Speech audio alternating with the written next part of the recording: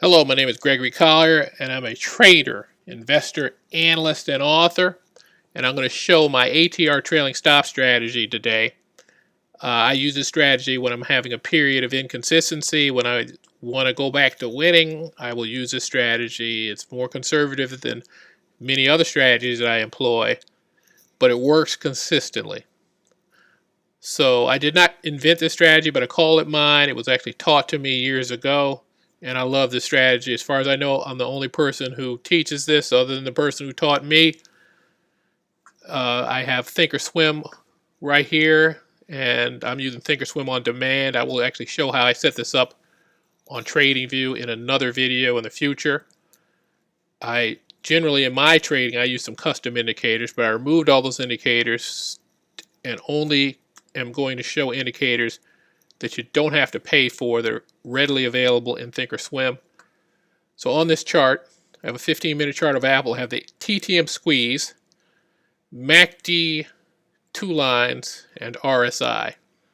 This light blue line is the 9-day exponential moving average. I prefer to use exponential moving averages versus simple moving averages because the most recent time frame has more weight than what happened further in the past. I think it's just better for trading.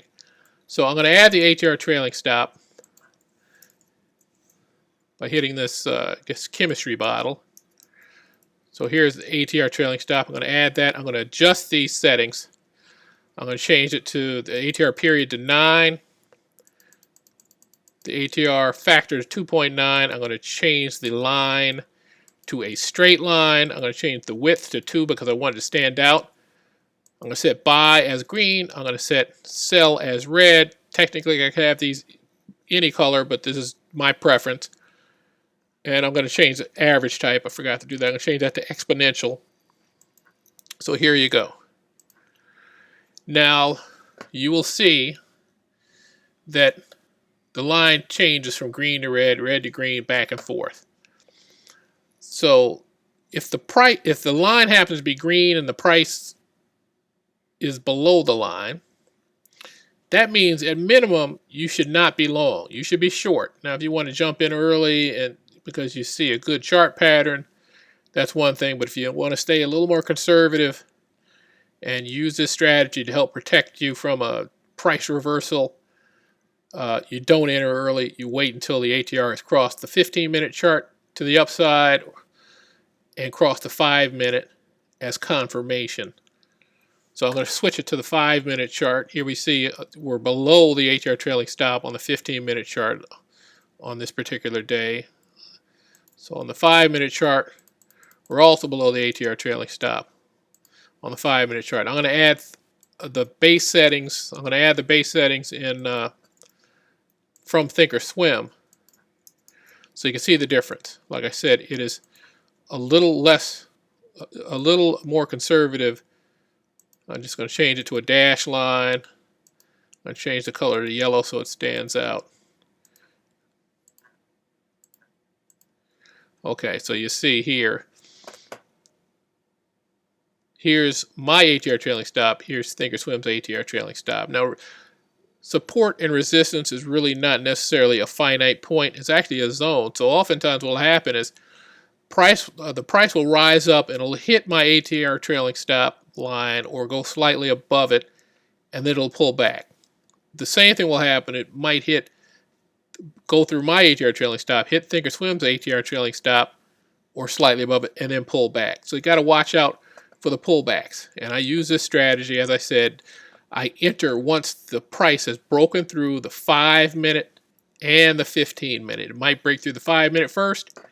It might break through the 15-minute ATR first. Generally, what I think is most powerful to the upside or downside is if price has already broken the ATR trailing stop on the 15-minute chart and then it breaks it on the 5-minute chart. You can add an additional confirmation by waiting an additional 5 minutes after price breaks the 5-minute for entry. And because I don't like ThinkorSwim settings cluttering up my screen, I'm actually going to remove the ThinkorSwim ATR trailing stop settings and continue the presentation. I'm going to move the time forward a little bit. Let's take it right to 9, right before 10 a.m. on this particular day, and see where we are. On the 15-minute chart, we're still well below the ATR trailing stop. Let's see where we are on the 5-minute chart. On the 5-minute, we're still well below it. Let me switch it forward a few more minutes. Let's go to 10:11. Let's see what happens. At 10:11, price is getting close to crossing the ATR trailing stop at 139.47 is where the price actually is. Let me flip to the 15-minute chart. Okay, we'll move the time forward another 10 minutes or so. Let's see what happens. Price is just about to break the ATR trailing stop on the 15-minute chart. Actually, the shadow did break it.